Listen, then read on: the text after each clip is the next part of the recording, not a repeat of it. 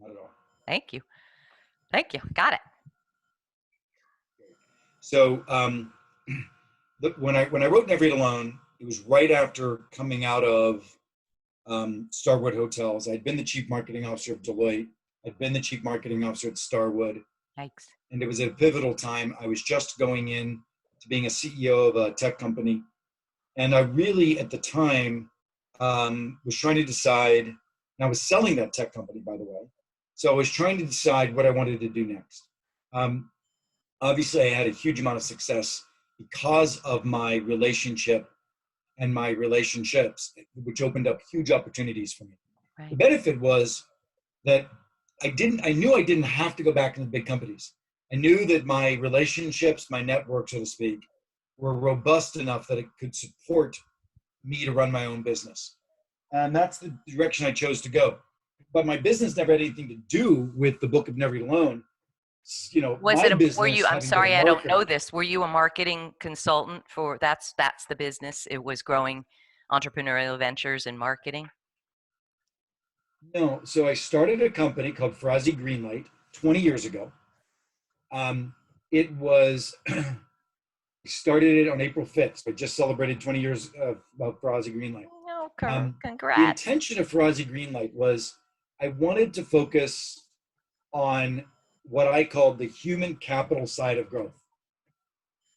That was ahead of your time. So my 20 whole years focus ago. was, what's that? You're ahead of your time 20 years ago. My God, we're just kind of. Well, I just saw it. I mean, I saw when we were at Deloitte that I, as a marketer, I could create an amazing event at Davos, but my partners didn't know how to engage to build relationships with CEOs.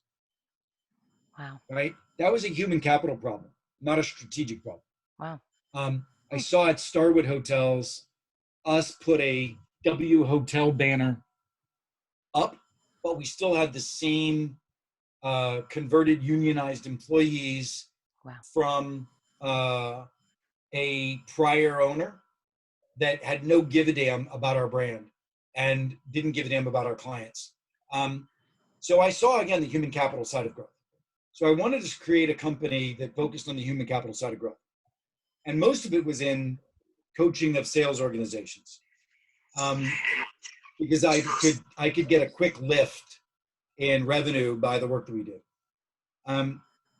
What occurred was I realized that as I was working out in the field with sales organizations, a lot of the problems that I saw preventing us from being successful happened back in the headquarters.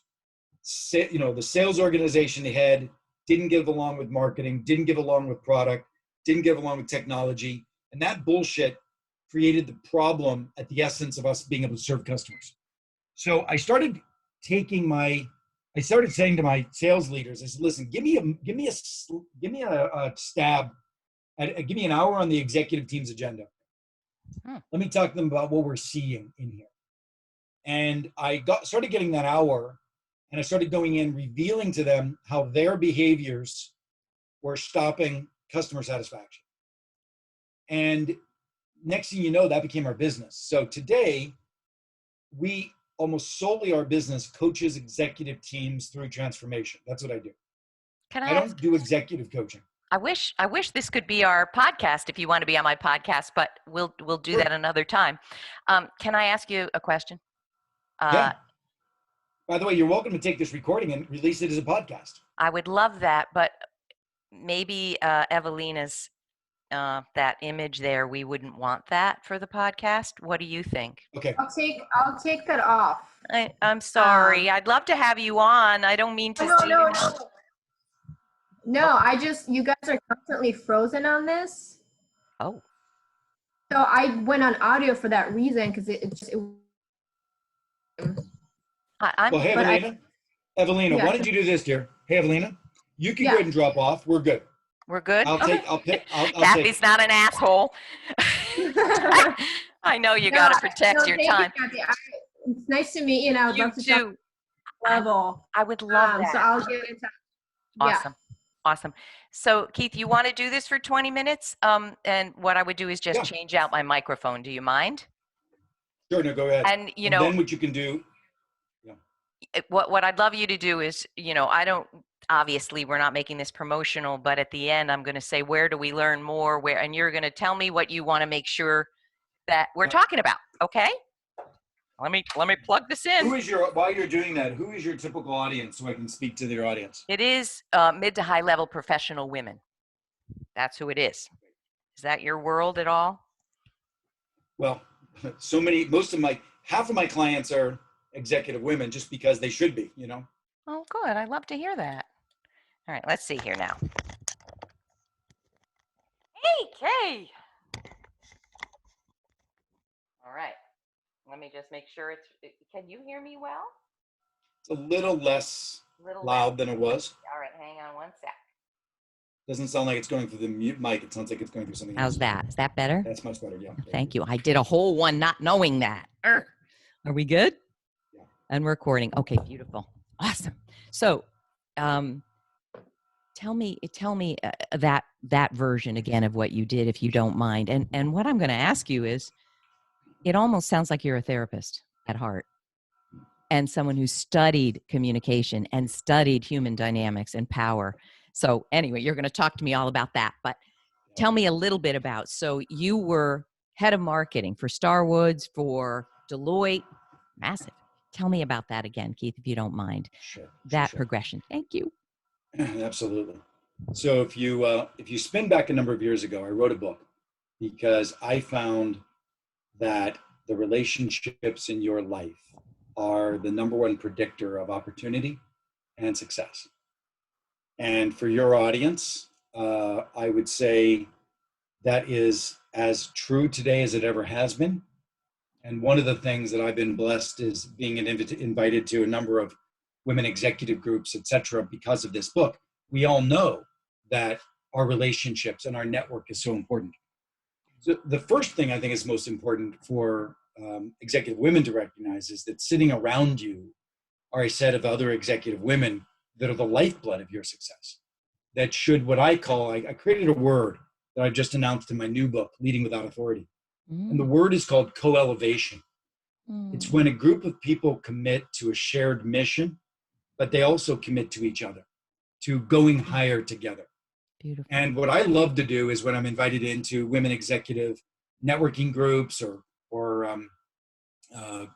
women executive CIOs or women executive marketers, et cetera, what I love to do is help that group activate and realize that sitting around us is our coaching group. Now, part of that is a commitment that we as individuals will, in fact, allow ourselves to be coached by each other, that we consider it a gift, right? As opposed to considering feedback or criticism or suggestions or innovations or ideas as intrusive. We need to be more porous, more open. I created this word, porosity. I think when relationships are strong, you become porous to each other, open and absorptive, right? That's a critical element of the new book and teaching people that. So what I've done over the years, having been the kid who was a poor kid in Pittsburgh, tell me who grew up in Pittsburgh and got a great education and had a lot of success because of my relationships. I wasn't born into them. My dad was an unemployed steelworker. I awakened to realize that in the work that I do now, which coaching executive teams, it's the ability to get a team to co-elevate with each other. Now, a lot of minorities, I have two boys. I have an African-American son who's African-American and Mexican. Wow. He's self-identified as Black. And I have another one who is more Armenian and Persian. Wow. How old are they? 21 and 24. I got them at 12 and 16. Oh, wow. 12 and 16. How amazing. Yeah. And, and I also am a minority. I don't necessarily know it based on being an old white guy, but I happen to be a gay man. So what I have found is that so many of us are fearful that our status of being other prevent us from building relationships with others because we're fearful we won't be accepted. And I keep trying to help my boys understand that the greatest prejudice they will ever face is the prejudgment that they won't be accepted because of their And by the way, they don't care about their color, which I love. They're more worried about the shame that they feel about having, been orphaned early and been in the foster care system. That's their shame that they carry. That's their prejudgment of themselves. And so my gift to all of your audience is that if we alienate ourselves by holding ourselves back from the constituency of others that we need to build relationships with to achieve, we're really only disserving ourselves. And even though people might not look like they'd be embracive of us because they look like other themselves, old boy, whatever it happens to be. I mean, here, like I said, here's an old, white guy. And the answer is, I'm a gay man with minority children, and my former fiance is Asian. So, we're like a Benetton family. Oh, wow, but who would have known it if you just walked into a room and saw this old white guy, right? So the prejudices that we have just prevent us and hold us back from success.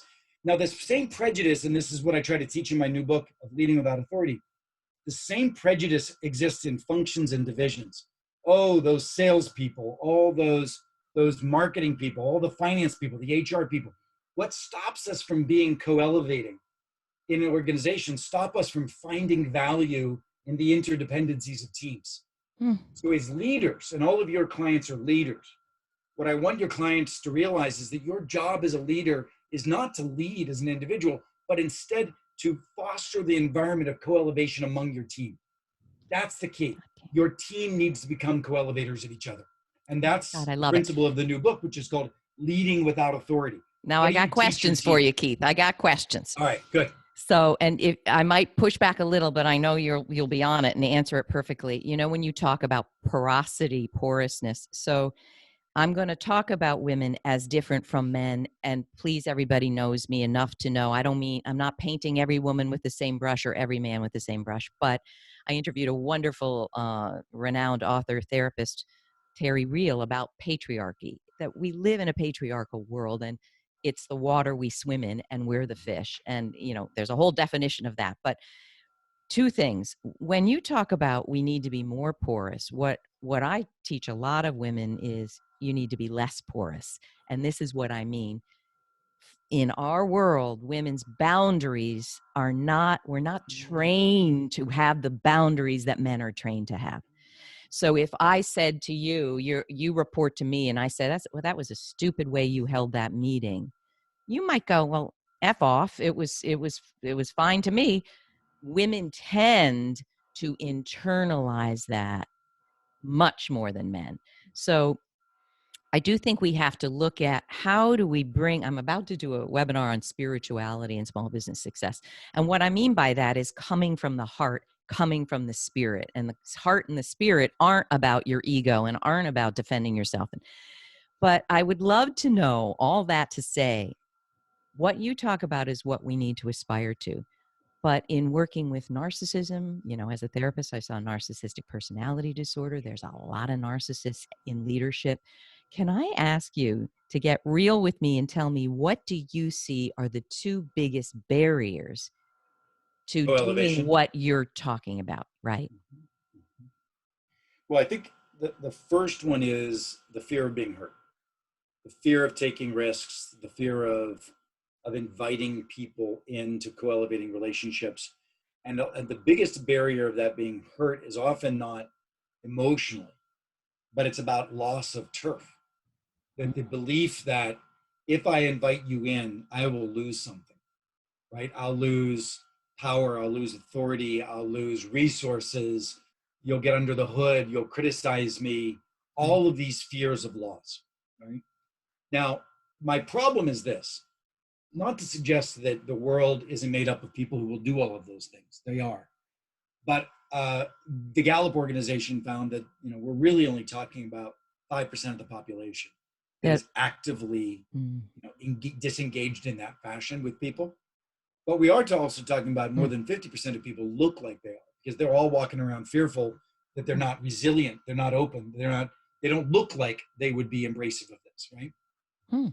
Your willingness to take the first step and know that if you roll the dice, statistically speaking, you'll win, even though it's only 5% will really hurt you, right?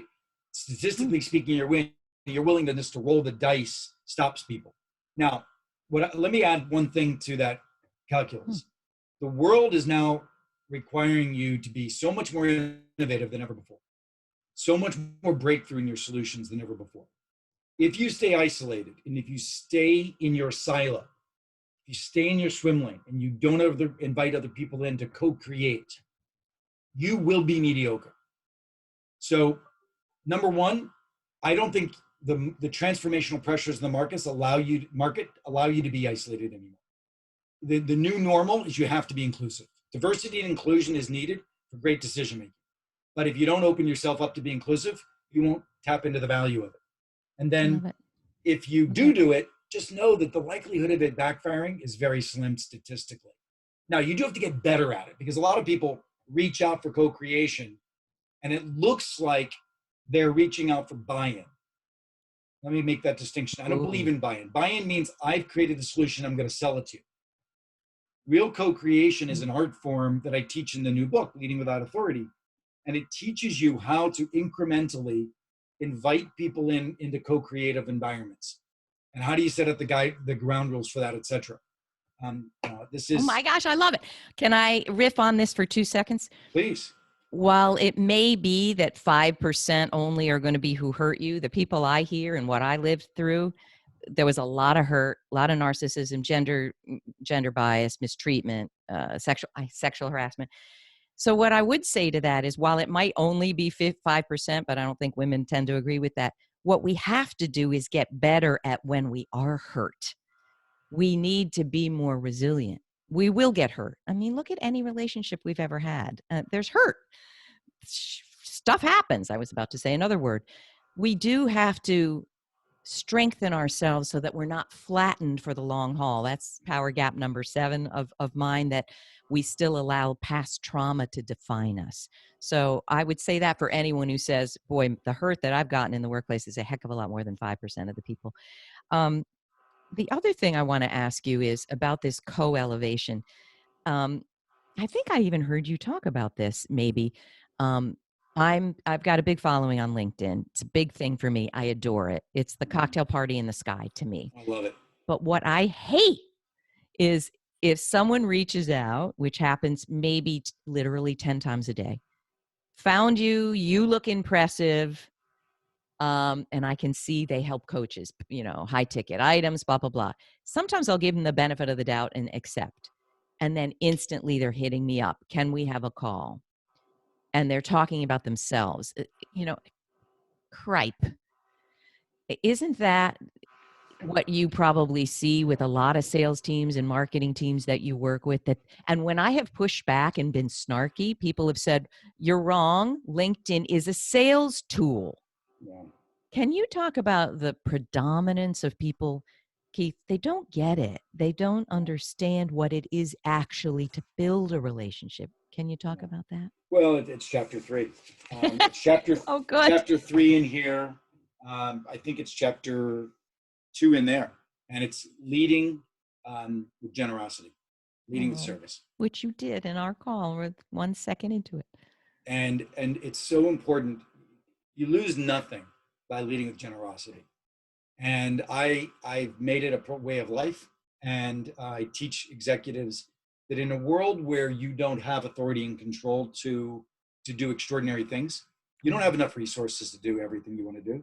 You don't have enough control and authority to do everything you want to do. If you want to be a real mover and a shaker, you lead with influence. And leading with influence and leading with co-creation, leading with co-elevation requires that people want to be in your presence. You need to lead with generosity. And how do I be of service? So listen, when the next time that person reaches out to you, instead of just letting them know that was an ill-informed strategy for you, you could maybe give them a little coaching. Say, listen, I have to admit, I'm sure your services are extraordinary, but I get hit up by a lot of people, and a lot of people start talking about themselves. What would be refreshing would be if you would find a way to be of service before you start acting to sell.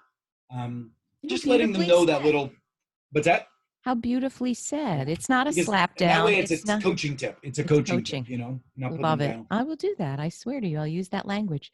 Tell us a little more if people only had, 20 minutes to look through your Leading Without Authority book, what are the two messages that you think so many people don't understand and are really doing it incorrectly? Yeah, Senior leaders that should know better and they don't. yeah. What do we And I need to? do want to respect your time. I know that we've got for like 4 more minutes, but um, look, I think that probably the other thing to define, we've talked about it a bit, is the first chapter in the book says, "Who's your team?" And I don't mean go to the people that have your back. I get that. That was my second book, Who's Got Your Back? Mhm. Um, what I mean is be much broader in your definition of team, because you need to engage with a broader group of people to get things done today. And I don't care about your org charts. Leading without authority is the principle that there's a lot of people out there waiting to co-create with you. And if you had the artistry to reach out to them with generosity and invite them in to a mutual beneficial co-creation, both of you could go higher. Both of you could co-elevate. And it is a co-elevation, it's a peerage. Both of you have to be going higher in the process. Adam Grant, who, Do you ever work with people, men or women, that don't think they need to go any higher, that they think they're at the highest level they need to be? well, that's a whole That's chapter another in the book. book Oh. about peer-to-peer development and coaching. Mm. But everybody wants to go higher. Everybody wants more money, more success, more all of those things, right? And you can have that with a level of humility. Um, what I find is that people who want to go higher from an outcomes perspective um, are not going to do it if they don't embrace the other, the team, the collectivism. And look, I wrote the book about networking. We wake up 20 years later and now we're working in networks. So that's the segue between one book and the other, and why I find myself as an executive coach of companies like, I mean, I'm not an executive coach. I don't coach individual executives. My philosophy is, like you've been a therapist. I don't coach individual executives. I only do team coaching. So like there's a difference between coaching a person and doing couples counseling. Yeah, that's true. I coach the team. That's what I do. And all of our intellectual property, we have a team diagnostic, we have team coaching. If anybody would like to learn more about what we do, you can go to ferrazzilearning.com. But I'm really committed. I'm committed to cracking the code, not of individual advancement, Yeah. but in collective advancement. Right. How do you get the team to be highest performing possible? And I that's so what love it. And I want to leave everyone with this. I watched a video you had about how to build remote meetings powerfully, and I'll link to it below. But one thing you said that I'm going to use at 7 p.m. tonight when I run a meeting of 40 people. Let's not just hop on there and just talk about the work and the schedules and the deadlines. For goodness sake, we're human. And we may see a little baby running by or a dog. But what you said is, why not ask the sweet and the sour? Just be human people. Don't be afraid of, I mean, what that does is it quiets the reptilian brain, it creates psychological safety, it bonds the team, it increases risk taking, it increases innovation. Yeah, so we've got to learn how to be leaders of the whole human. The whole and picture. I love it. And where do we learn more? Where do we get your book, Keith? Where point us? Well, Amazon, you can get the book on Amazon. It's Okay. selling right now, which I'm really excited about. Congrats. And if you want to learn a little bit more, you can go to ferrazzilearning.com. Great. But you've also mentioned, I did a lot of studies on remote work and remote leadership and remote teams. I have an entire resource center called virtualteamswin.com. Wow. Tons of webinars, articles. I did 12 articles in Harvard Business Review, all about remote work. virtualteamswin.com. Beautiful. Thank you for taking your precious time. So great to have you. Nice to meet you. All best. Thank you so much. Everybody, if this didn't inspire you, I give up.